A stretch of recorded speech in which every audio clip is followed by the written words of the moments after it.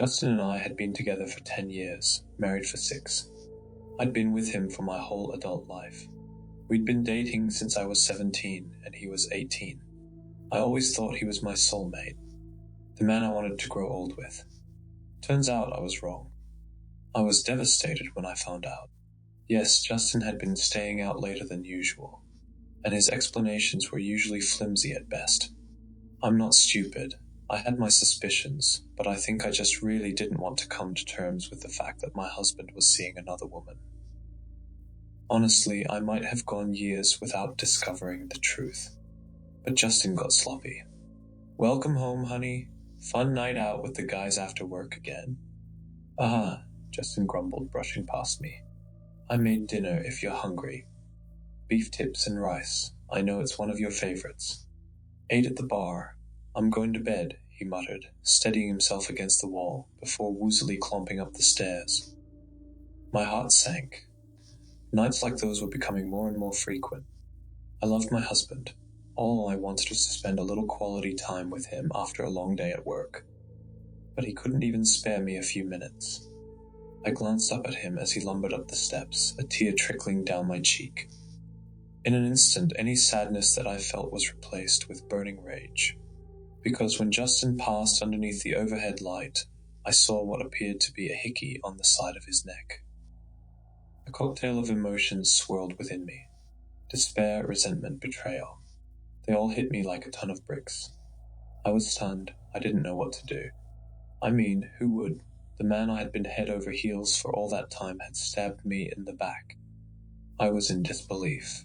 I stumbled to the kitchen, pulling out a chair before I could collapse.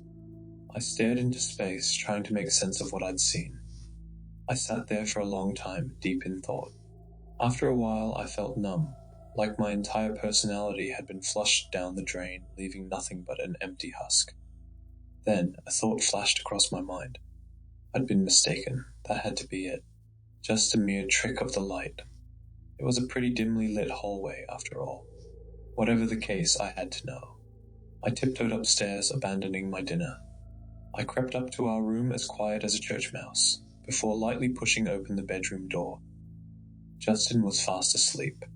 I didn't waste any time. I rushed across the room, careful to avoid any squeaky floorboards, and I inspected Justin's neck.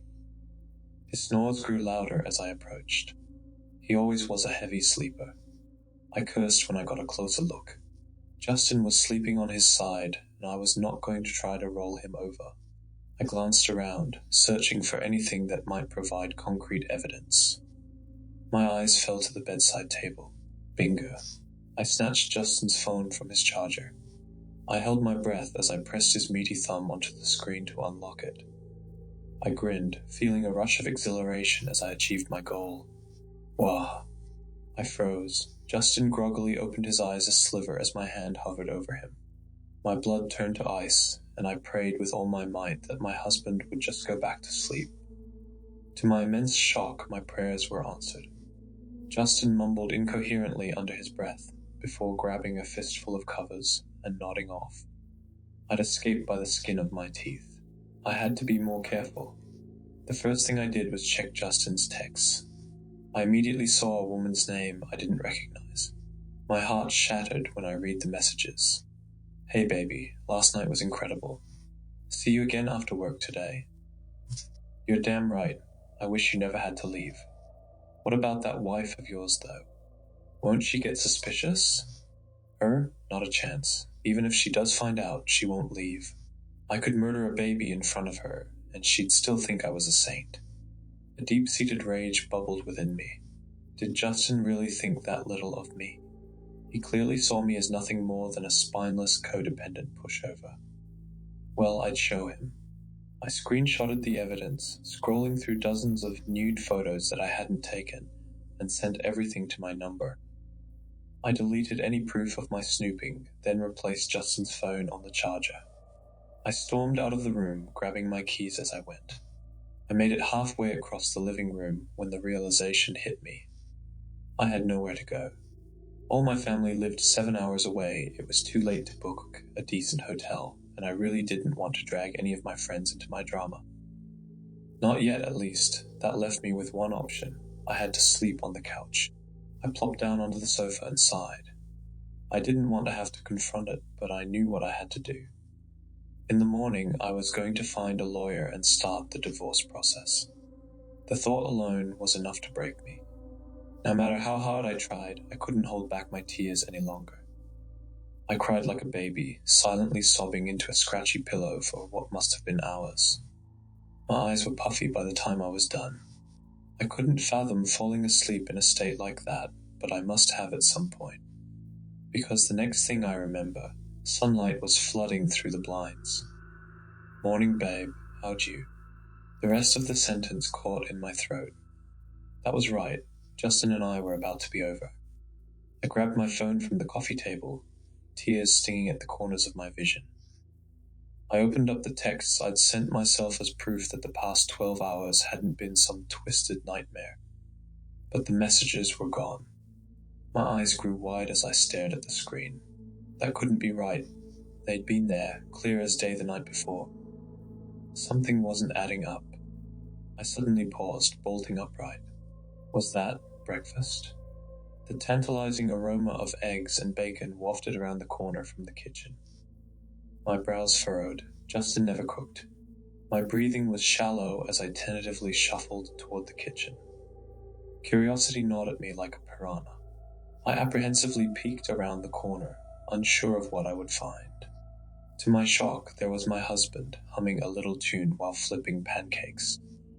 I rubbed my eyes. Was I seeing things? Surely I was delusional from lack of sleep. That had to have been it. Then Justin turned, his icy blue eyes locking onto mine. "Morning, princess. I hope you're hungry. I saw you sleeping on the couch, and I thought you might not be feeling well, so I decided to make you a hot meal to help you get better." My heart skipped a beat. Was this really my husband? It looked like him, sounded like him too. Still, I was weary. Yeah, just feeling a little under the weather is all. "Are you feeling okay? You're acting different." "Never been better. Honestly, I think I've really turned a new leaf," he said, placing a steaming plate before me. "The old Justin is kaput. From now on, I swear, I'm going to be the best husband I can be." Our gazes connected, and I searched his expression for answers. He seemed genuine. If this was an act, it was a damn good one. "Thanks, babe. That really makes me happy to hear." Justin beamed at me, the warmth of his smile seeping into my heart. It had been years since he looked at me like that. "Well, get used to it, because I'm keeping my word. I love you, Lydia." I wanted to be suspicious. I wanted to remain silent. I wanted to keep my guard up. But how could I? All I needed was love and attention, and I was finally getting it. For the first time in a long time, it felt like my husband actually cared. "I love you too, Justin," I muttered, before digging into my meal. A big part of me was still leery of my husband. His timing was pretty convenient after all. But even with all my doubts, Justin was seemingly sticking to his promise. He took me out on dates, paid to get my nails done, bought me flowers. He even started shouldering most of the housework. Needless to say, I was impressed. If he would have kept that up, I might have never suspected a thing. But one night, he slipped up. We were cuddled up on the couch, watching The Truman Show when I asked. Now, I wish I would have kept my mouth shut. "Hey, babe." "Yes, my love?" Justin asked, his eyes still glued to the screen. "If someone close to you was an imposter like, a perfect replica except for a few tiny changes, do you think you'd notice?" Justin tensed up, his eyes wide as he slowly turned to face me. A blank stare had overtaken his expression. A chill rippled through my body when he looked at me like that. He was beginning to frighten me. "I suppose so. Why do you ask?" His voice was monotone, dripping with a tinge of urgency. I didn't know how to process his sudden shift in personality. "It's the premise of the movie we're watching." I watched as the color seeped back into his face, and he loosened up, breathing a sigh of relief. I cocked a curious brow. Why was he acting so strange? That makes sense. We sat there in uncomfortable silence, shifting our attention back to the TV screen. After a few more tense moments, I couldn't take it anymore. "I've got to use the restroom and charge my phone. I'll be right back." no need to pause the movie for me. Justin nodded before grinning up at me. His smile. Had his teeth always been that straight? Okay, baby girl, hurry back. Wouldn't want your spot to get cold. Yeah, sure thing. I practically bolted up the stairs, locking myself in our room. I slumped against the door, trying to steady my palpitating heart. What was going on? Was it just me, or was that some seriously freaky behavior? Either way, I needed a second to calm down. I had my eyes shut, focusing on my breathing, when I heard it. My phone was buzzing from inside my pocket. I hurriedly retrieved it, glancing at the screen. Unknown number. I normally don't answer calls from strangers, but something compelled me. Maybe it was intuition, or perhaps I just wanted someone to talk to other than my husband. In the end, I accepted the call. Hello? Lydia Atkins? Speaking. Look, this is going to sound crazy, but I need you to hear what I have to say. Okay. I suddenly jolted up from my spot on the floor and stared at the locked door separating me from the hallway. Loud knocks rattled it in its frame. Lydia, who are you speaking to? Panic surged through me as I scrambled for an answer. It's my mom. Go back downstairs. I'll be there in a minute. That was him, wasn't it? The caller said. That was my husband, yes. Why do you ask? I whispered, putting as much distance between myself and the door as possible. Lydia, I need you to hear me out. Can you promise me that you will? The pounding on the opposite side of the room grew even louder. Lydia, don't listen to her. She's a fucking liar. My stomach began to twist itself into knots. How did he know? I'm listening. I'll hear what you have to say. The woman on the other end of the line breathed an audible sigh of relief. Okay, my name is Adeline, and Justin and I have been seeing each other for about 9 months. That man in your house is not your husband. My blood turned to ice, and I began to tremble. No, that couldn't be true. In a shaky voice, I asked the question that will haunt me until I die. How do I know you're telling the truth? There was a long pause, the bangs outside my door reaching a nauseating crescendo. When Adeline answered, I knew without a shadow of a doubt that I was in serious danger. Lydia, for the past week, Justin has been living with me. Adeline, if that's not my husband, then who is it? I tried to be calm, to think rationally, but Adeline must have picked up on the fear in my tone. Look, I don't know, but try to get out of the house if you can. I'm going to send you my address, and I'll explain everything in person. I have to go, I'm sorry. The line went dead. All the while the hammering continued to escalate. Lydia, unlock this fucking door. I swear, if I have to break this damn thing down, I will. Those words sent a chill down my spine. Justin had only raised his voice at me a handful of times in the decade that I'd known him. And none of them were as threatening as that. I stood there, momentarily stunned, but a hard kick from the other side of the door was all I needed to spur me to move. I snatched my keys from the bedside table and raced to the window overlooking the front lawn. I hurriedly unlocked it and began to pull. Come on, you piece of shit, open, I muttered, a massive surge of adrenaline aiding my efforts. With one final heave, the window gave way, and not a moment too soon. The door began to splinter and crack. A few more hearty blows, and it was done for. I didn't have any time to waste. I punched out the screen, watching it tumble onto the shingles below. I took a deep breath before hoisting myself onto the roof. I had one leg out the window when it happened. Whoever or whatever was pretending to be my husband finally managed to get inside. My eyes grew wide as he charged toward me. Lydia, don't do this, I can explain. I didn't want to hear what he had to say. Maybe that was stupid of me. Maybe I should have stayed and talked things out. But in that moment, Adeline's words kept surfacing to the forefront of my mind. Now I can only pray that I made the right choice. I pulled myself the remainder of the way out and slid down the roof, desperate to escape my pursuer. I yelped as I felt fingernails graze my arm. My heart jackhammered in my chest as I fell onto the grass. I scrambled to my feet, somehow unscathed aside from a few minor scratches, and bolted to my car. I flung open the door, threw myself inside, and jammed the keys into the ignition. Before I peeled out of the driveway, I briefly glanced up. Justin's lookalike was standing in the window, glowering at me. A devastating sense of dread consumed me as our eyes locked. That's what terrified me the most. His eyes, they were burning with rage, but something about them felt wrong. In fact, his entire face looked off, like he was trying to express an intense emotion, but he didn't quite know how. That instantly destroyed any qualms I had about leaving. I slammed the car into reverse and floored it. I briefly looked back as I sped away, and my stomach twisted itself into knots when I did. The window was empty. I was a wreck the whole way to Adeline's. An overwhelming flood of confusion, resentment, and fear swirled within me as the realization sank in.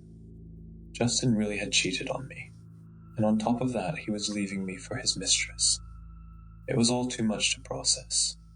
I flew down the empty streets, tears trickling down my face. How did this happen? Why me? Why couldn't I have normal marital problems, like leaving the milk out or arguing over whose turn it was to do the dishes? I didn't ask for any of this. It wasn't fair. Fortunately, I didn't have much time to think about it. Thanks to my erratic driving, I made it to Adeline's place, if you could even call it that, in 10 minutes flat. I quickly parked beside the curb and stepped out. I gazed in bewilderment at the rundown shack as I made my way to the door. The house was tiny compared to ours.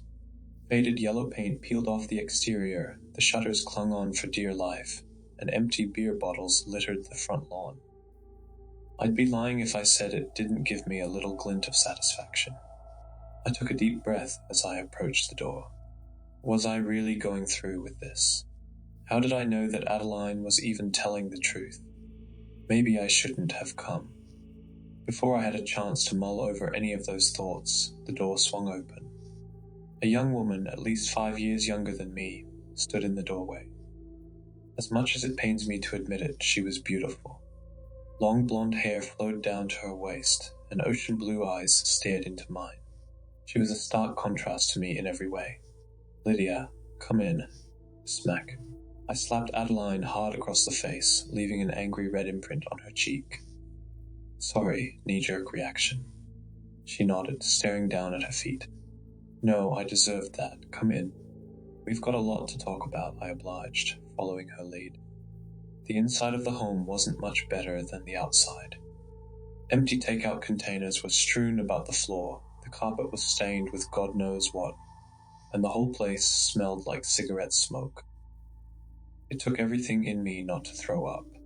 Adeline rushed to the couch, brushing away some stale potato chips from one of the cushions. "Sorry about the mess. You can have a seat if you want." One glance at that food-crusted sofa, and I instantly knew my answer.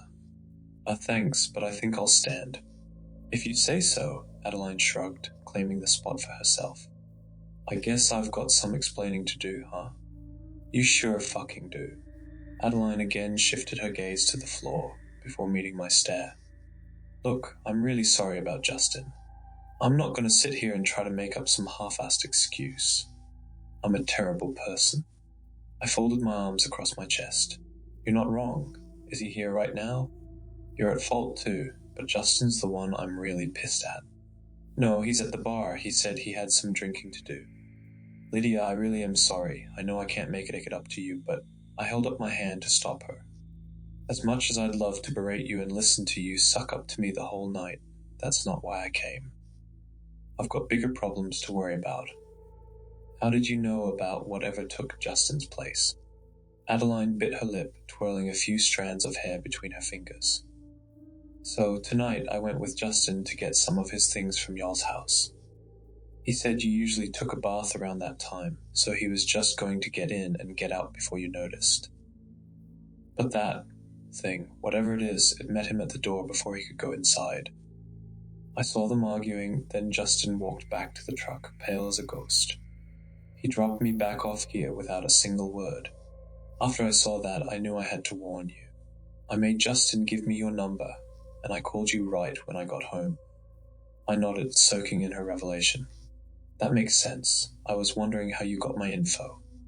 But I still have so many questions.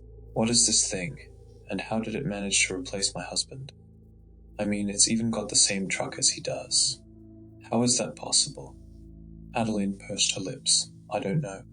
I wish I had more answers for you. But Lydia, you have to listen to me. Whatever we're dealing with, I don't think it has good intentions. Watch this. It'll prove that I'm telling the truth, she said, pulling up a video on her phone. I leaned in to get a better look. The video was of Justin. He was standing on our front porch, talking to himself. I could tell right away that the one facing the camera was the fake. It was too perfect. All its features were too smooth. I couldn't believe I hadn't noticed it before. The longer I watched, the more uneasy I felt. As the conversation progressed, I could tell that the real Justin was getting heated. There was no audio, but I could see him getting visibly more angry, even with his back turned. Until it happened. The imposter's face began to twist and contort in unnatural ways. It was as if someone was molding clay with an invisible hand. And that's where the video ended. The sight of it disturbed me on a primal level. My stomach churned and my head began to spin. I seriously thought I was going to be sick. That's why I had to tell you. I couldn't just sit by and let that monster hurt you. A loud pounding against the front door cut Adeline off. Lydia, are you in there? I just want to talk. Adeline and I shared a terrified glance. This couldn't be happening. How had he tracked me down? Follow me, I'll take you out the back. You parked on the street, right? Adeline whispered, leaping from the couch. Yeah, but how do I get around him? Won't he catch me if I make a break for it? Adeline met my gaze, a fiery determination gleaming in her eyes. I'll distract him. It's the least I can do. Good luck, she said, ushering me outside. The door clicked shut before I had a chance to thank her. I closed my eyes, took a deep breath, and without giving myself time to freak out, I raced to my car. I squeezed my keys with a vice grip as I ran, the world around me devolving into a blur of colors. I didn't even spare a glance at the front porch as I flew past. I was too focused on making it off that property alive. I was mere inches from the safety of my car. I was so close, but then I heard it. Lydia, why are you running? Come on, don't be like this. I fumbled with the keys and scrambled to hop into my car. Just in two, Zero sprinted toward me at an inhuman speed. Behind him, the door to the house was hanging wide open, and Adeline was nowhere to be found. I hurriedly turned my attention back to the steering wheel. I slammed on the gas, my tires squealing as I sped away. I glanced in the rearview mirror, and my heart nearly stopped. The false Justin was standing beneath a street lamp. I don't know if it was my nerves, or maybe the poor lighting, but I could have sworn that when I looked back, he was smiling. And for a moment, I was sure that I saw blood dribbling down his chin. I hyperventilated, tears flooding down my cheeks as I sped away. Once I was satisfied with the amount of distance I'd put between myself and Justin's doppelganger, I rolled into a gas station and parked at one of the pumps. I felt so lost, so confused. What the hell had just happened? Why did this thing want to track me down so badly? And Adeline, what had he done to her? I wasn't sure I wanted the answer to that question. I took a deep breath, trying to steady my palpitating heart. It's going to be okay. Just calm down and come up with a game plan. It'll all be over soon, I muttered, staring reassuringly at myself in the rearview mirror. I didn't truly believe that, but I had to do something. I couldn't afford to keep crying my eyes out and waiting there like a sitting duck. I needed a plan, so I did the only thing I could think to do. I hopped out of my car and prepaid for gas. My head was on a swivel as I inserted the nozzle of the tank. The gas station was desolate, save for an older gentleman smoking a cigarette by the front door.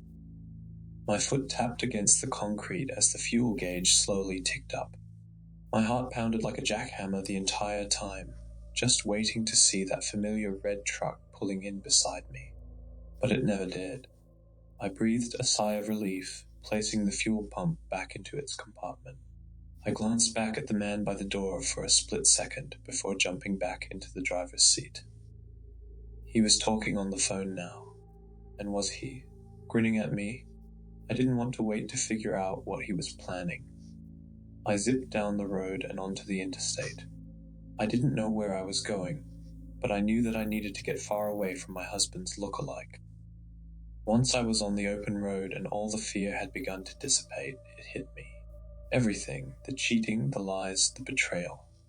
All of it, it all crashed down on me like a tidal wave. What hurt the most was the false sense of security I was lulled into. I had let myself believe that Justin had changed, that he'd turned a new leaf with no provocation whatsoever.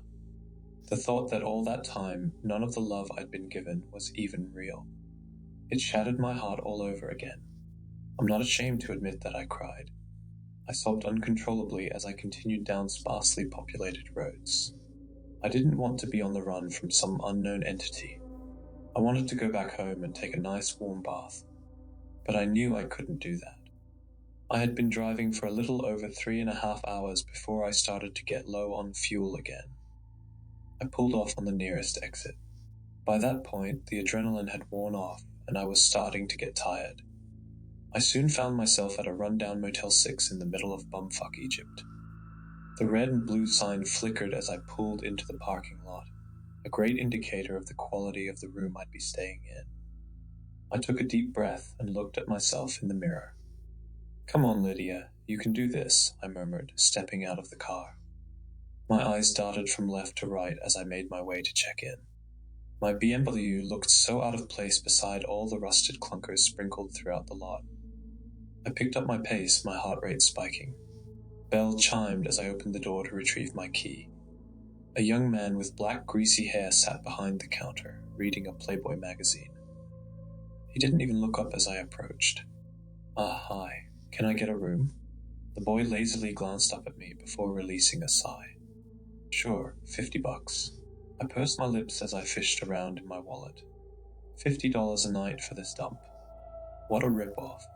I slapped the cash onto the counter, thanking my lucky stars that I wouldn't have to risk getting my bank information stolen from their card reader. The boy, whose name tag reads Stephen, handed me the key for room number 12 before pocketing the cash. "Thanks," I said, shooting him a glare as I snatched the keys. He gave me a slight nod before returning to his magazine. I nearly sprinted to room 12. I hurriedly jammed the key into the lock before shoving the door open. Right as I was closing it, something caught my eye. Headlights. I kept the door cracked just enough to see. Silly, right? Surely I was just being paranoid. There was no way that it was him. Justin's truck cruised into the parking lot.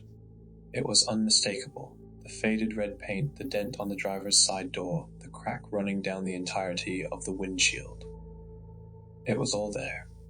I quietly locked myself in the room, my head spinning. How was this happening? I was so far from home. How had he found me again? The realization hit me like a ton of bricks. How stupid could I possibly be? The answer was so simple. I pulled out my phone, and there it was. Justin and I were sharing our locations. With everything that had happened, I hadn't even thought to turn it off. I knew it was too late, but I turned off location services anyway. I felt nauseous as I placed my phone back in my pocket. How accurate was that thing? Did the doppelganger know what room I was in? Morbid curiosity got the best of me. I had to know. With a shaky hand, I brushed back the blinds to my window. The second I did, tears began to trickle down my cheeks and my blood turned to ice. He was outside. Justin's impersonator was standing directly outside my window.